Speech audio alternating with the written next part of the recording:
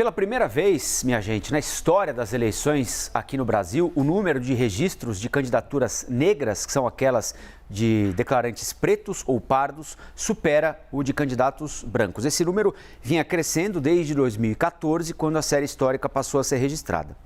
Lá em 2014, olha aí o gráfico, mostra bem pra gente essa tendência de crescimento que agora significa uma ultrapassagem, né? Nas eleições de 2014, 11.579 candidaturas negras, 14.377 brancas. Em 2018, o número de candidaturas negras chegou a 13.543. Brancas ainda acima, 15.241. E neste ano aqui, pela primeira vez, as candidaturas negras ultrapassam as de pessoas brancas. 14.015 a 13.814.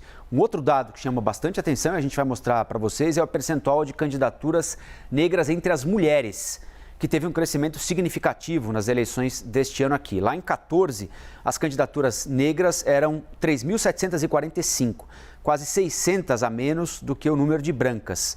Em 2018, a diferença diminuiu com um pouco menos de 300 candidaturas brancas a mais. E agora, em 22, pela primeira vez, o número de candidaturas negras é a maior, 4.880 a 4.353.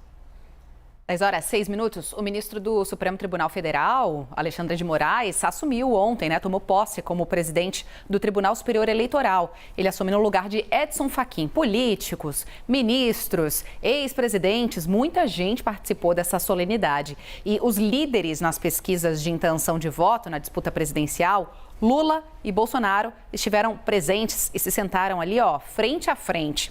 No discurso, Moraes disse que a Justiça Eleitoral vai ser implacável com as fake news, entre outras coisas. Vamos ouvir um trechinho.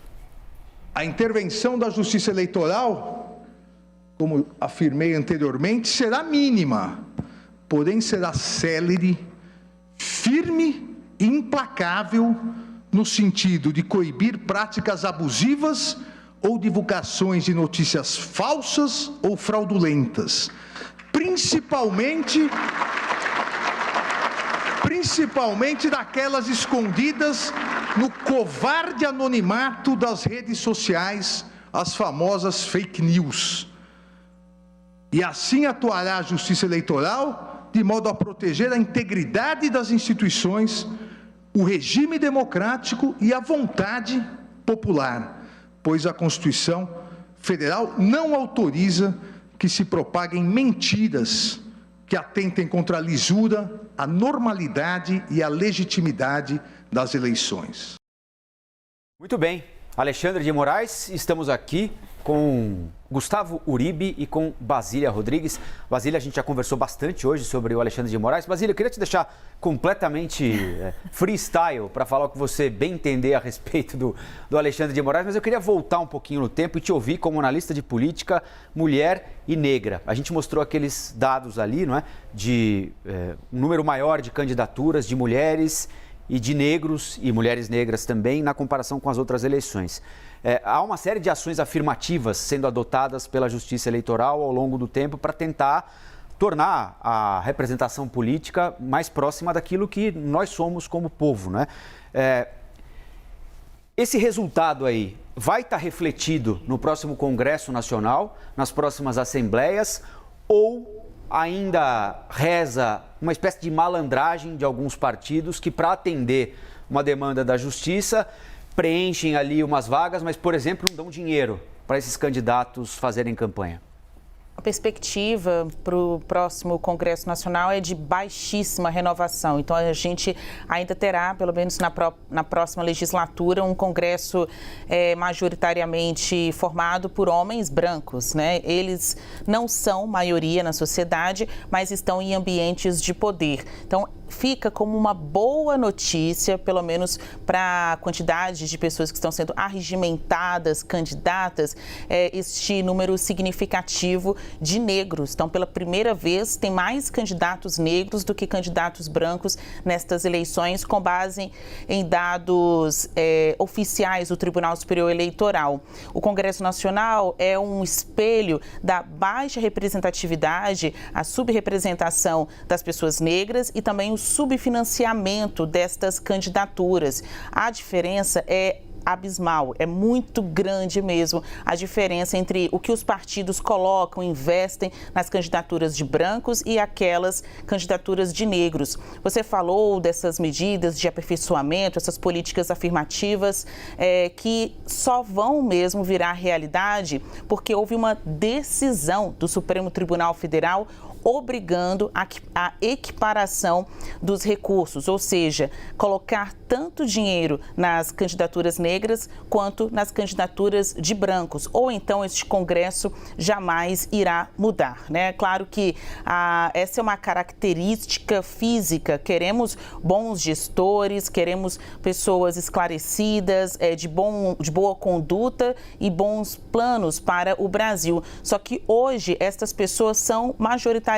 brancas, porque somente elas chegam lá, porque tiveram acesso mais facilitado às escolas, aos ambientes de poder e na hora de escolher, temos uma população que não gosta do que vê no espelho. A maior parte da população é formada por negros, mas na hora de escolher não é assim esse tipo de representação cara a cara que é a privilegiada, né, a prioritária no voto do brasileiro. Tendo mais opções de negros, há uma perspectiva de que mais negros sejam eleitos. Não acho que isso irá acontecer já agora nestas eleições, né? A gente ter mais negros do que brancos. As últimas eleições, puxando aí pela história, tanto das eleições gerais quanto das eleições municipais, mostram Colombo e Stephanie, também Uribe, que tem mais negros sendo eleitos, mas eles ainda não são maioria.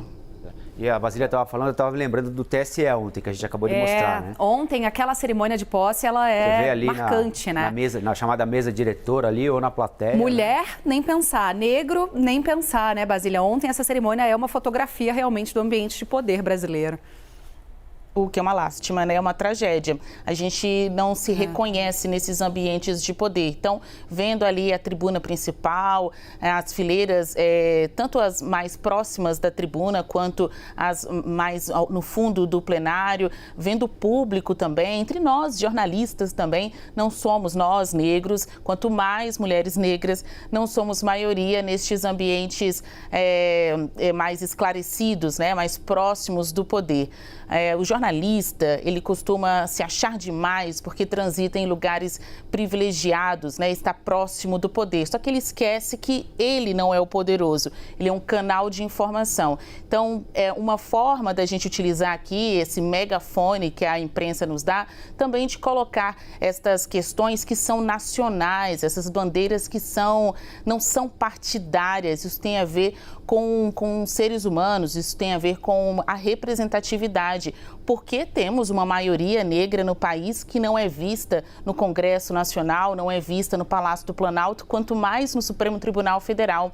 Olha que dá para contar nos dedos. Quantos ministros negros temos? No STF, Joaquim Barbosa, no STJ, Benedito Gonçalves.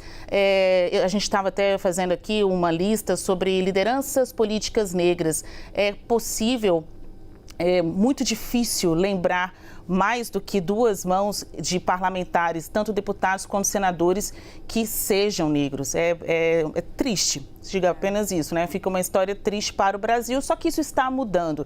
Não chegaremos agora, nessas eleições, a ser maioria no Congresso, mas a tendência é mudar. As perspectivas hoje são muito mais positivas do que antes, porque agora há uma decisão judicial que obriga os partidos a colocar dinheiro nas candidaturas negras. E olha que o ex-presidente Edson Fachin chegou a criar uma comissão de diversidade para conversar tanto com eleitores quanto com candidatos negros, porque os negros também precisam se ver assim como opção. Então, eles têm que se colocar também como candidatos, né, para que a população tenha opção em quem votar.